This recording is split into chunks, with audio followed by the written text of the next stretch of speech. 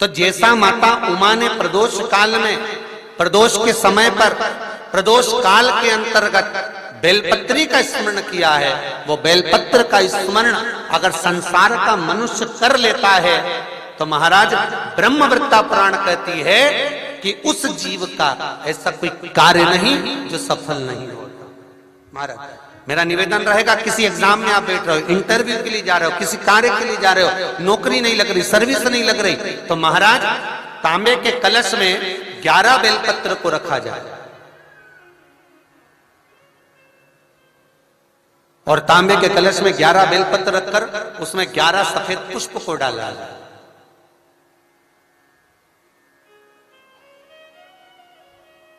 लाल चंदन घिसकर कटोरी में लेकर जाइए। प्रदोष के दिन, शुक्ल पक्ष का जो प्रदोष पड़ जाए उसके दिन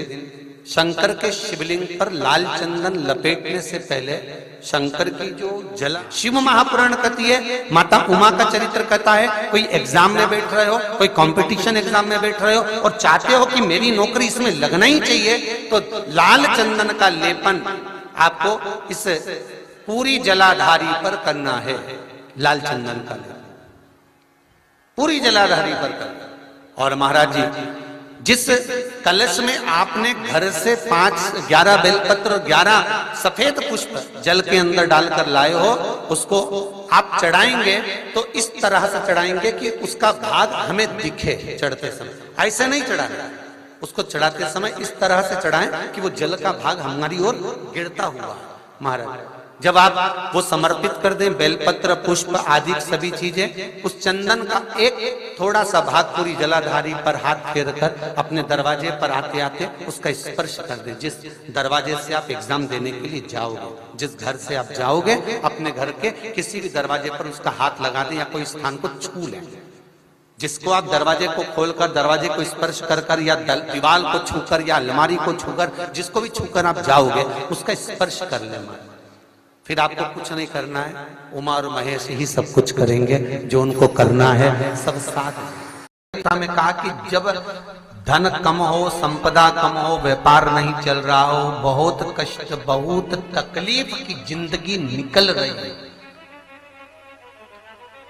2 रुपए भी अगर खाने के लिए नहीं है तो एक बार प्रयास करना, घर में ही प्रदोष के दिन घी का दिया लगाकर या मंदिर में शंकर के घी का दिया लगाकर उसमें 2 बाती, कितनी बाती? 2 बाती रखना। चाहे तुम लंबी रख लो चाहे गोल रख लो, पर रखना 2 ही बाती। घी का दिया लगाकर दुख दहन स्त्रोत का पाठ करो। दारिद्र दुख दहन स्त्रोत का पाठ बाजार में किताब मिल जाएगी, नहीं मिले तो मोबाइल पर सर्च कर लेना, उसमें निकाल लेना। महापुराण पर अगर पहली प्रदोष पर ही आपने अगर घी का दिया लगाकर, आसन लगाकर शंकर के सम्मुख में प्रदोष के दिन, प्रदोष काल में शिव की पूजन कर कर दारिद्र दुख दहन स्त्रोत का पाठ चालू कर दिया तो विश्वास रखना कि 5 प्रदोष तक तो बाबा खुद करुणा कर देगा। आपको मुड़कर नहीं देखना पड़ेगा। नौकरी नहीं लग रही, सर्विस नहीं लग रही, परास्त तो हो चुके हैं, फॉर्म भर भर कर, दुनिया के हाथ जोड़ जोड़ कर। एक बार महादेव के हाथ जोड़ लो, एक बार उससे कह लो।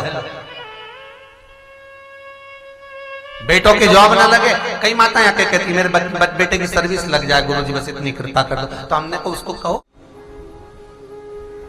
संपूर्ण स्नान भगवान का हो जाए, संपूर्ण स्नान। आप समझे उसको। बाबा को चंदन का लेपन, अबीर, गुलाल, अक्षत, बेलपत्र, धतूरा, जो भी तुम्हें चढ़ाना है सब कुछ तुमने चढ़ा दिया। सारा श्रृंगार मेरे देवादिदेव महादेव का हो गया। तब शमी की पत्ती को मां जगतजननी की जो जलाधारी है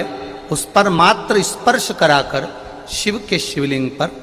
आखिरी में समर्पित कर देना चाहिए, जिससे हमारी मन की जो कामना है वह मां जगतजननी देवादिदेव महादेव से उनके कानों में श्रवण करा। जब बहुत ज्यादा मात्रा में दरिद्रता होती है, बहुत ज्यादा मात्रा में बहुत कष्टमय जीवन। जैसे एक बहन ने अपने पत्र में लिखा है, जब लगे आपको कि दरिद्रता बहुत है, जब लगे आपको कि दरिद्रता बहुत ज्यादा है, किराया तक नहीं है, मैं कैसे जाऊं, कैसे उस महादेव के दर्शन पाऊं, कैसे उसकी चौखट पर जाऊं, कैसे उसको नमन करूं, तब उस जगह पर आप एक बेलपत्र, जहां से जलाधारी बहती है उधर एक बेलपत्र, जहां जलाधारी के ठीक विपरीत की स्थिति में, और 7 शमी पत्र मेरे महादेव के ऊपर, केवल आपके हृदय की बात कहते हुए शमी पत्र और बेलपत्र इस तरह से समर्पित। पहले ध्यान रखना, पहले पूरा श्रृंगार, स्नान, पूजन, चंदन, अक्षत, गुलाल, अबीर सब हो जाए, उसके बाद की बात है ये, उसके बाद की बात। एक बेलपत्र इधर, एक बेलपत्र इधर, और उसके ऊपर 7 शमी पत्र के पत्ते एक एक कर कर चढ़ाना, पूरे इकट्ठे कर कर नहीं, एक एक कर कर बाबा से विनती करते हुए, कांटों से भरी हुई शमी है जिसको तूने निहाल कर दिया, मेरी जिंदगी भी कांटों से कम नहीं है, मैं जानती हूं तो मुझे भी निहाल कर देगा, तू मुझे भी निहाल लगे। और आप किसी कंपटीशन एग्जाम में बैठ रहे हैं, या एक ही जगह पर सर्विस करते करते बहुत समय हो गया और वहां पर उन्नति नहीं हो रही है, आपका प्रमोशन नहीं हो रहा, तब 7 बेलपत्र, केवल त्रिशूल का 3, जो त्रिशूल में 3 नोक होती है, पहले साइड की दोनों स्पर्श, फिर बीच का स्पर्श कर कर अपने हृदय की कामना कर कर अशोक सुंदरी वाली जगह पर मात्र चढ़ा देने पर भी व्यक्ति जिस जगह पर नौकरी कर रहा होता है उससे उसका प्रमोशन का चांस बढ़ जाता है और उसकी उन्नति की ओर अग्रणीयता हो। तुम किसी कार्य के लिए जा रहे हो, 5 बार 6 बार तुम उस कार्य के लिए होकर आ गए, या किसी से अपना पैसा लेना है और तुम उसको पास 50 बार होकर आ गए हो, भैया पैसे कब देगा, या किसी कार्य के लिए जा रहे हो, वो कार्य नहीं हो रहा, 50 बार होकर आ गए, वो काम नहीं हो रहा। शिव महापुराण कहती है, लाल चंदन, कौन सा चंदन, लाल चंदन को अच्छा घिसो, और घिसकर तैयार कर कर, लाल चंदन घिसो और घिसकर बेलपत्री के ये दोनों भाग हैं, दोनों पत्तियां जो नीचे की हैं, इसमें उस चंदन को लगा लीजिए।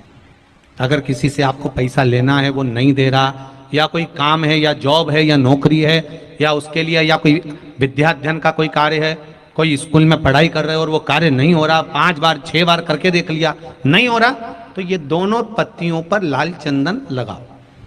लाल चंदन लगाने का मतलब ये नहीं कि जरा सी तुम बिंदी लगा दो, लाल चंदन जो घिसा है उसको पूरी पत्तियों पर अच्छे से फेरना है, उस लाल चंदन को लगा लीजिए। और महाराज